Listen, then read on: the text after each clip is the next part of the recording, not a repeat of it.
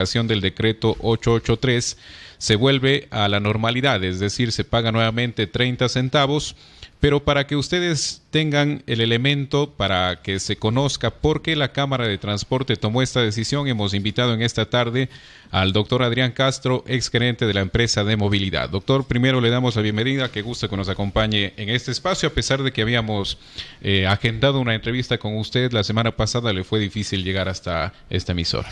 Así es, muchas gracias por la invitación, Yamil, Juan Fernando, amigos de W Radio, a todos los oyentes un saludo cordial.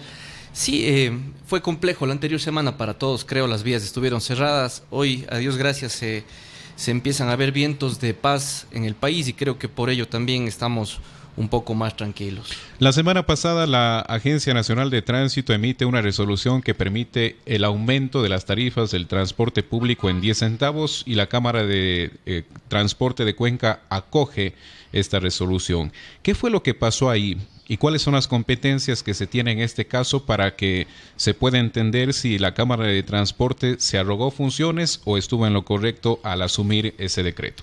Bueno, hay que hacer un análisis profundo. En realidad hay muchas normas que había que revisar. Por ejemplo, dentro de las resoluciones de la Agencia Nacional de Tránsito pude ver algunos considerandos que no estaban acorde a la realidad actual, como por ejemplo citar al artículo 17 de la resolución 006 del Consejo Nacional de Competencias.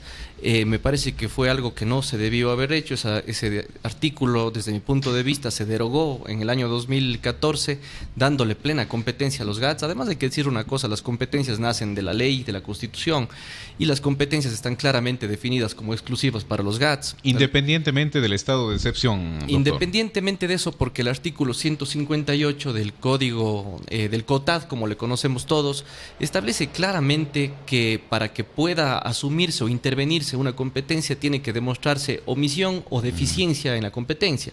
En este caso fueron muy cortos los días para demostrar eso. Más bien yo escuché muchas voces del Consejo Cantonal que manifestaban que se tenía que hacer un estudio técnico para determinar una tarifa técnica que lógicamente termine dándole un justo valor a aquello que le sube al transportista. No vayamos a creer que el combustible no tiene ninguna incidencia en los pasajes, por supuesto que tiene un peso en las variables, pero eso amerita un estudio técnico y el modelamiento está dentro del Consejo Cantonal. Acuérdense, amigos, que tenemos una ordenanza del mejoramiento del transporte público que se emite en el año 2018 y un anexo que contiene una corrida financiera. Detrás de esa corrida financiera existe un estudio de la Universidad de Cuenca y una matriz, muchas matrices económicas en donde simplemente hay que ajustar esos valores y determinar una tarifa técnica particular que lo podía haber hecho tranquilamente el municipio de Cuenca y no la Agencia Nacional de Tránsito. ¿Quién tiene, sin embargo, la jerarquía superior en este caso? ¿La Agencia Nacional de Tránsito o el municipio de Cuenca? El municipio de Cuenca. Por supuesto que todos los municipios tienen jerarquía porque el transporte intracantonal le pertenece desde los títulos habilitantes hasta las fijaciones de la tarifa al municipio de Cuenca.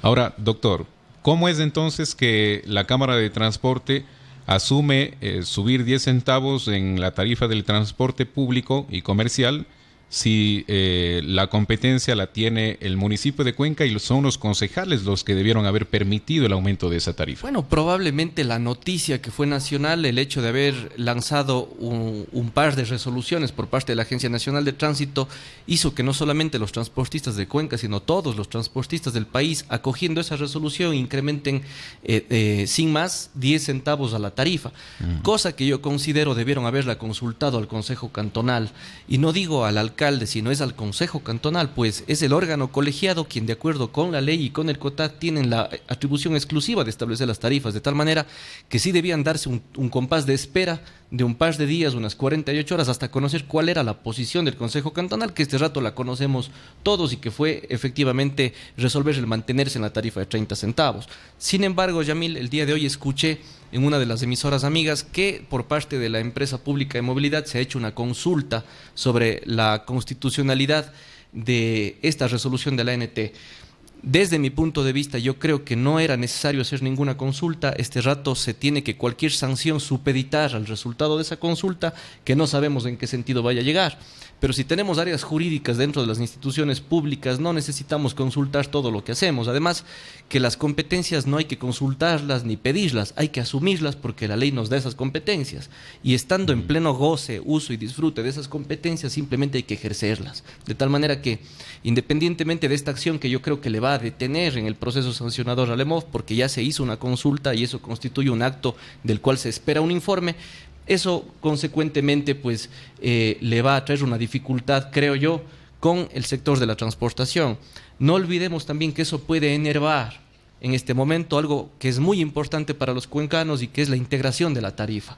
Creo que es hora de que, asimismo, como se abrió un diálogo en lo nacional, se abra otro diálogo en lo local, se siente la transportación con el Consejo Cantonal y empiecen a determinar cuál es la tarifa de integración con el tranvía. Este rato hablamos únicamente de una tarifa de bus. Se está discutiendo una tarifa tranviaria, pero no se está hablando sobre la tarifa de integración. Y creo que eso es lo más importante para poner en marcha el sistema integrado de transporte. ¿Qué pasa con las unidades entonces? ¿Qué pasa con la misma Cámara de Transporte de Cuenca? ¿Tiene que asumir la responsabilidad de alguna sanción de aquí en adelante? ¿Y cuál sería en el caso de que sea así? Bueno, la sanción por el incremento de las tarifas indebidamente está contenida no en el título habilitante, sino en la Ley Orgánica de Transporte Terrestre, Tránsito y Seguridad Vial, en el artículo 81 o 82, no tengo a la mano la ley, pero establece que son 6 salarios básicos unificados por cada operadora. En este caso específico. Cuando se cobran tarifas que no son las reguladas por el Consejo Municipal en este caso. Esa es la sanción. 6 salarios básicos. Así es, eso es lo que dice la ley. ¿Para la Cámara o para cada operadora? Son 7 operadoras en Cuenca, por lo tanto esa sanción es para quienes hayan infringido esa disposición.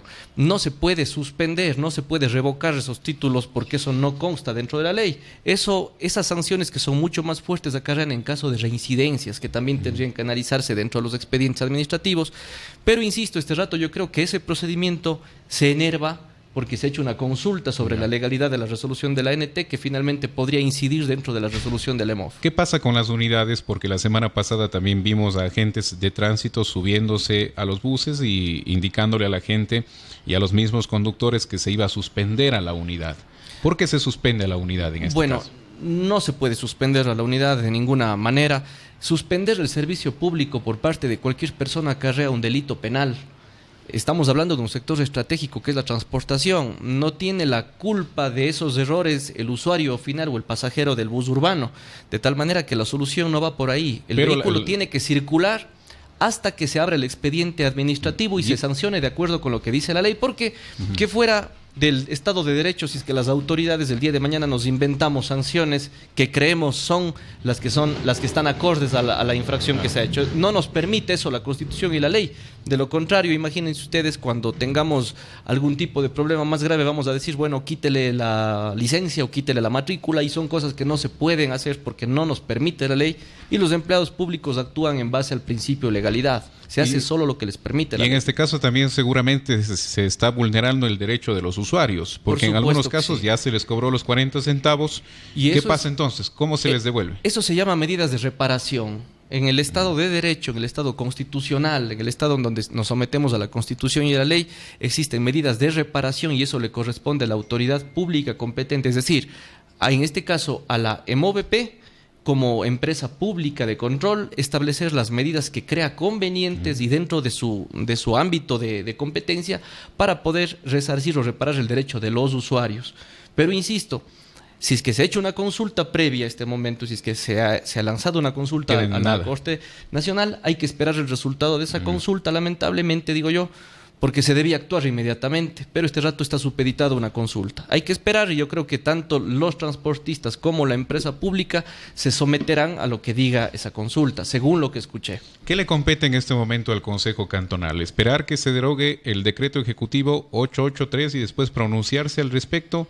¿O qué es lo que debería hacer ya a esas alturas? No, Yamil, yo creo que el Consejo Cantonal en la última sesión actuó acorde a lo que establece la ley en el sentido de haber resuelto sobre el establecimiento y el respeto de la tarifa actual Y pienso que en esa medida, asimismo, solamente hay que aplicar el artículo 425 y 426 de la Constitución, que en donde se dispone a toda autoridad pública, incluso a las autoridades judiciales, a que se aplique directamente la norma jerárquica superior y, con mayor razón, aquellas que le corresponden a la competencia de los GATS. Es textual lo que le estoy diciendo porque así consta en esos artículos de la Constitución, de tal manera que únicamente hay que sacar la Constitución y aplicarla.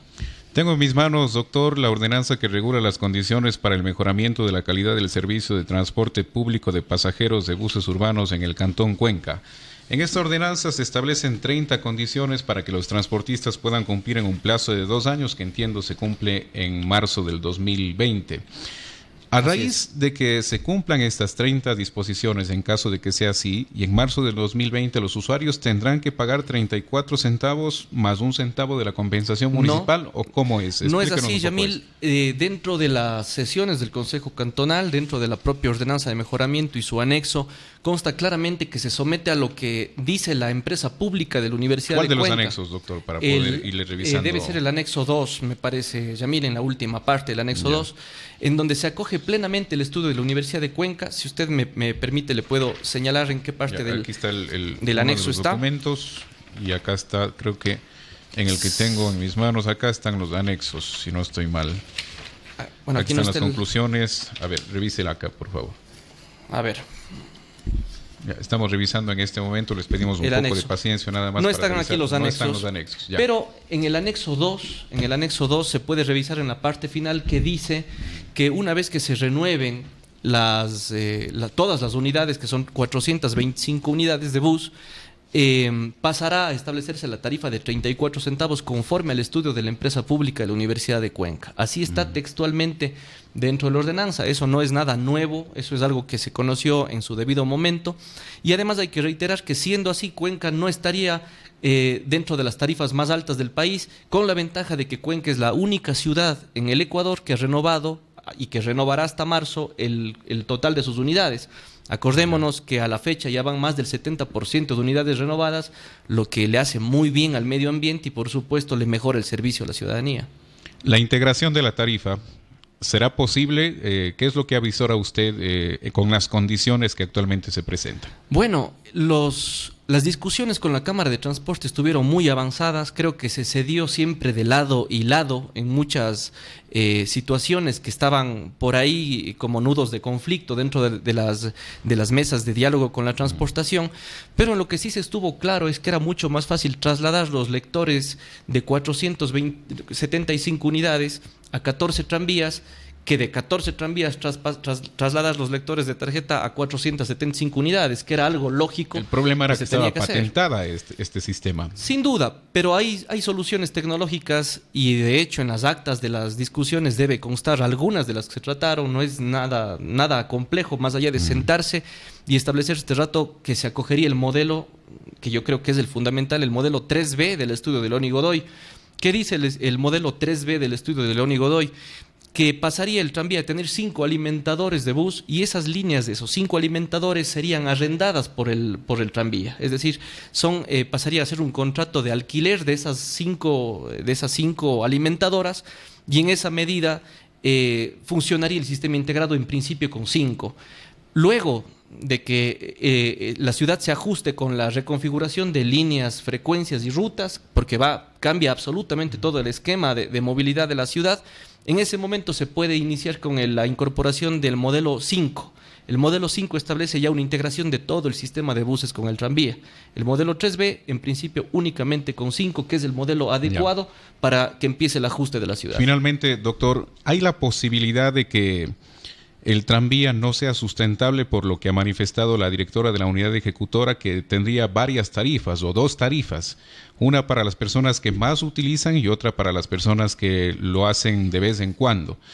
Eso quiere decir que el usuario posiblemente pague 34 o 35 centavos tal como paga en las unidades de transporte público, y posiblemente otros paguen 40 o 45 centavos y esas personas dejen de utilizar el tranvía. Bueno, es un esquema nuevo, le puedo ser franco, Yamil, esto no estaba en la anterior administración, ni siquiera se llegó a tratar ese modelo, se hablaba del respeto a la tarifa integrada, única tarifa integrada, y además un modelo que respete la media tarifa.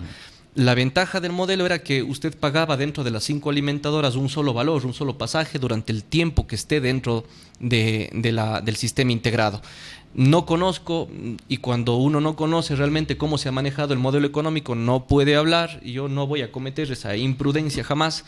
Más bien, si es que en algún momento me podría facilitar, tal vez usted o alguien, el modelo, podríamos revisarlo junto con amigos profesionales, expertos en el tema, el mismo ingeniero Daniel Cárdenas, que siempre está en contacto con mi persona y que conoce muy bien sobre este tema, podríamos darle ya un criterio un poco más concreto, porque este rato no conocemos del nuevo modelo económico que ha planteado la municipalidad. Gracias, doctor, por habernos acompañado en esta tarde. Muchas gracias, Yamil, a ustedes, amigos. Un saludo cordial.